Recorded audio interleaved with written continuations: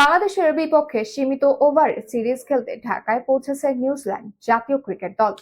সফরের প্রথম ধাপে কয়েকজন ক্রিকেটার এলেও রাতেই পূর্ণ স্কোয়াড এসে পৌঁছায় রাজধানীতে। 3 সপ্তাহের এই সফরে 3টি ওয়ানডে ও টি-20 সিরিজ খেলবে ব্ল্যাক ক্যাপসরা। তবে ফ্র্যাঞ্চাইজি লিগের ব্যস্ততায় দলের বেশ কয়েকজন নিয়মিত তারকা ক্রিকেটার এই সফর থেকে নিজেকে সরিয়ে নিয়েছেন। এবারে সফর দলকে নেতৃত্ব দেবেন উইকেট রক্ষক ব্যাটার টম ল্যাথাম। বিস্তারিত থাকছে ডেস্ক রিপোর্টে। বাংলাদেশের বিপক্ষে 2 ফরম্যাটে সীমিত ওভারের সিরিজ খেলতে ঢাকায় পৌঁছেছে নিউজিল্যান্ড ক্রিকেট দল।